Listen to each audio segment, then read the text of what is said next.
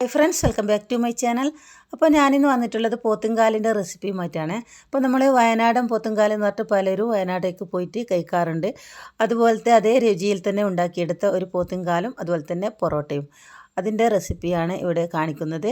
അപ്പോൾ നിങ്ങൾ video skip ചെയ്യാതെ കാണുക, എന്നാലാണ് നിങ്ങൾക്ക് ഇതിൽ എന്തൊക്കെയാണ് ഉൾപ്പെടുത്തിയിട്ടുള്ളതെന്ന് കാണാൻ പറ്റുള്ളൂ. ഇതിനിടയിൽ എൻ്റെ ചാനൽ ആദ്യമായിട്ട് കാണുന്നവരുണ്ടെങ്കിൽ ഒന്ന് സബ്സ്ക്രൈബ് ചെയ്ത് സപ്പോർട്ട് ചെയ്യണേ. അതുപോലെ തന്നെ ഇഷ്ടപ്പെട്ടെങ്കിൽ ലൈക്ക് ചെയ്യുക, ഷെയർ ചെയ്യുക. എന്നാൽ പിന്നെ നമുക്ക് വീഡിയോയിലോട്ട് കിടക്കാം. അപ്പോൾ ഇവിടെ പോത്തുംകാൽ ഉണ്ടാക്കിയെടുക്കാൻ 2 പോത്തുംകാലാണ് വാങ്ങിയിട്ടുള്ളത്. അത് കട്ട് ചെയ്തിട്ട് ഇതുപോലെ തന്നിട്ടുണ്ട്. പക്ഷെ നമ്മൾ വാങ്ങിയപ്പോൾ കുറച്ച് ഇറച്ചി കുറവാണ് കേട്ടോ. ഇതിൽ പോത്തിൻ്റെ കാലിൻ്റെ മേലയിൽ ഇറച്ചിയൊക്കെ കുറവാണ്, പക്ഷേ നല്ല മജ്ജയൊക്കെ ഉണ്ട് ഉള്ളിൽ. അപ്പോൾ ഇതൊന്ന് ക്ലീൻ ആക്കി എടുക്കാം.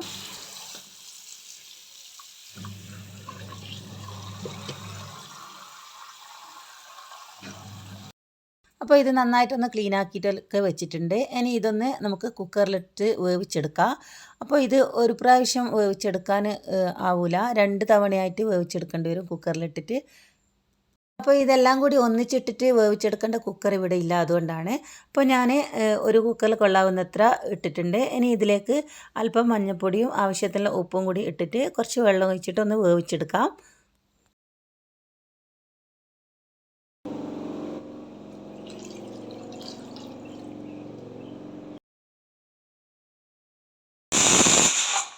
ഈ ഒരു പോത്തുംകാല ഉണ്ടാക്കിയെടുക്കാൻ വേണ്ടിയിട്ട് ഞാൻ അതിലേക്ക് 3-4 സവാള കട്ട് ചെയ്ത് വെച്ചിട്ടുണ്ട്.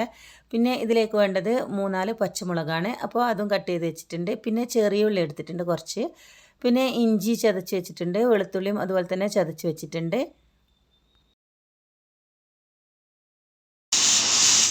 അപ്പോൾ ആദ്യം കുക്കറിലിട്ട് ഇവിടെ വെന്ത് വന്നിട്ടുണ്ട്. അപ്പോൾ നമ്മൾ ഈ ഒരു പോത്തുംകാലെന്ന് പറയുമ്പോൾ നല്ലോണം ഇറച്ചിയൊക്കെ വേണം.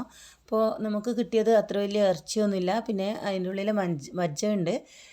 പിന്നെ ഇനി അടുത്തതും കൂടി വീണ്ടും ഞാൻ കുക്കറിലിട്ടിട്ട് വേവിച്ചെടുക്കുന്നുണ്ട്.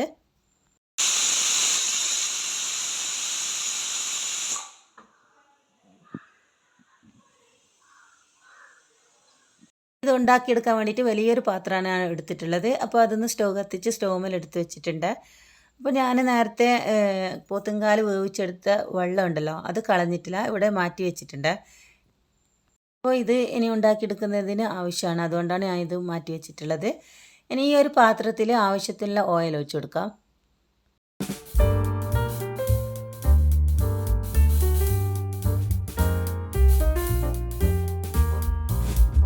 ഇനി നമുക്ക് ഈ ഒരു സവാള നന്നായിട്ടൊന്ന് വഴറ്റിയെടുക്കണം.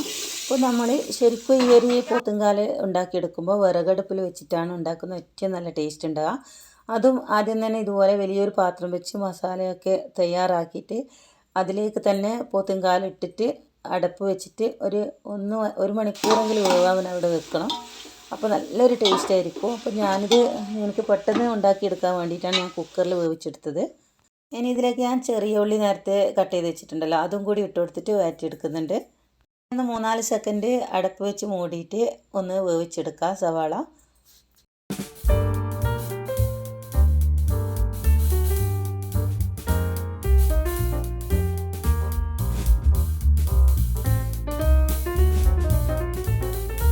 ഇനി ഇതിലേക്ക് പച്ചമുളകും ഇഞ്ചിയും വെളുത്തുള്ളിയും ഒക്കെ ആയിട്ട് ഇട്ട് കൊടുക്കാം.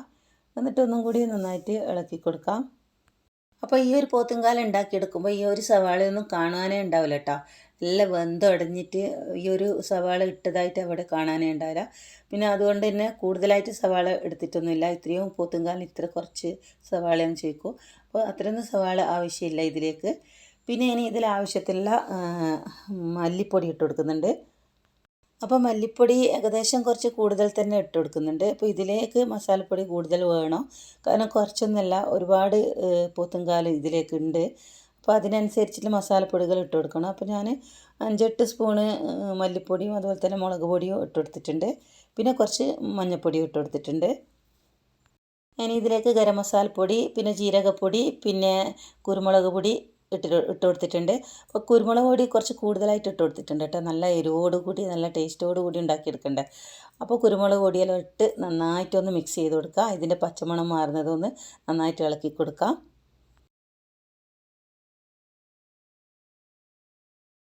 ഇനി ഞാൻ നേരത്തെ എടുത്തു വെച്ച പോത്തുംകാൽ വേവിച്ചതിൻ്റെ വെള്ളം ഉണ്ടല്ലോ, അത് ഇതിലേക്ക് ഒഴിച്ച് കൊടുക്കുന്നുണ്ട്.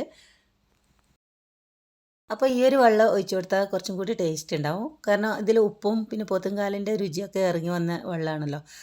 അപ്പോൾ ഇതും കൂടി ഒഴിച്ചു കൊടുത്തിട്ട് നമുക്കൊന്ന് ഈ ഒരു പൊടികളൊന്ന് ചെറുതായിട്ട് വേവിച്ചെടുക്കാം. ഇനി ഇതിലേക്ക് കുറച്ചും കൂടി വെള്ളം ഒഴിച്ചു കൊടുക്കാം. എന്നിട്ട് ആ വെള്ളത്തിന് ഒന്ന് ഇളക്കിയിട്ട് വറ്റിച്ചെടുക്കണം. അപ്പോൾ കൂടുതൽ വെള്ളം ഒഴിക്കണ്ടെങ്കിൽ ഓരോരുത്തരുടെ ഇഷ്ടം പോലെയാണ്. നല്ലോണം ഗ്രേവി വേണമെങ്കിൽ കുറച്ചും കൂടി വെള്ളം ഒഴിച്ചു കൊടുക്കുക. അപ്പോൾ ഞാൻ കൂടുതൽ വെള്ളമൊന്നും ഒഴിച്ചു കൊടുക്കുന്നില്ല. നമുക്ക് ഗ്രേവിൻ്റെ ആവശ്യമില്ല. ഈ ഒരു നമ്മൾ പോത്തുംകാലിൽ ഒട്ടിപ്പിടിക്കുന്നത്ര ഈ ഒരു വെള്ളം മാത്രം മതി.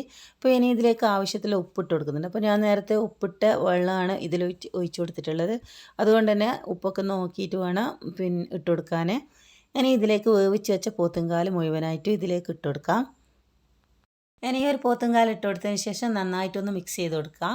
എന്നിട്ട് നമുക്കൊന്ന് ലോ ഫ്ലെയിമിൽ വെച്ചിട്ട് അതൊന്ന് അടപ്പ് വെച്ചിട്ട് മൂടിയിട്ട് വേവിച്ചെടുക്കാം. അപ്പോൾ വേവാൻ വേണ്ടിയല്ല, ഈ ഒരു മസാല എല്ലാടിയും ഒന്ന് നന്നായിട്ട് കുറുകി വറ്റി വരാൻ വേണ്ടിയിട്ടാണ്. പിന്നെ ഒരു കാര്യം, നമുക്ക് തേങ്ങ നന്നായിട്ട് വറുത്തിട്ട് ചെറിയ ഉള്ളിയൊക്കെ ഇട്ടിട്ട് നന്നായിട്ട് വറുത്തിട്ട് അരച്ചിട്ട് ഈ അരപ്പ് ഇതിലേക്ക് ഒഴിച്ചു കൊടുത്ത് മിക്സ് ആക്കിയിട്ടും ഉണ്ടാക്കിയെടുക്കുക കേട്ടോ. അങ്ങനെ ഉണ്ടാക്കിയെടുക്കുമ്പോൾ കൂടി നല്ലൊരു ടേസ്റ്റ് തന്നെയാണ്. അപ്പോൾ ഞാൻ തൽക്കാലം പൊറോട്ടയ്ക്ക് വേണ്ടിയിട്ടാണ് ഇതുപോലെ ഉണ്ടാക്കിയെടുത്തത്. അപ്പോൾ ഇങ്ങനെ മതി എന്ന് വിചാരിച്ചിട്ടാണ്. അപ്പോൾ അടിപൊളി ടേസ്റ്റാണ് കേട്ടോ ഇതുപോലെ ഉണ്ടാക്കിയാൽ. അപ്പോൾ എല്ലാവരും ഒന്ന് ഇതുപോലെ ട്രൈ ചെയ്ത് നോക്കുക. അഭിപ്രായം എന്തായാലും കമൻ്റായിട്ട് അറിയിക്കുക. ഇഷ്ടപ്പെടാൻ ലൈക്ക് ചെയ്യുക. അപ്പോൾ അടുത്ത പുതിയ വീഡിയോയുമായി വീണ്ടും വരുന്നവരേക്കും എല്ലാവർക്കും താങ്ക് യു ഫോർ വാച്ചിങ്.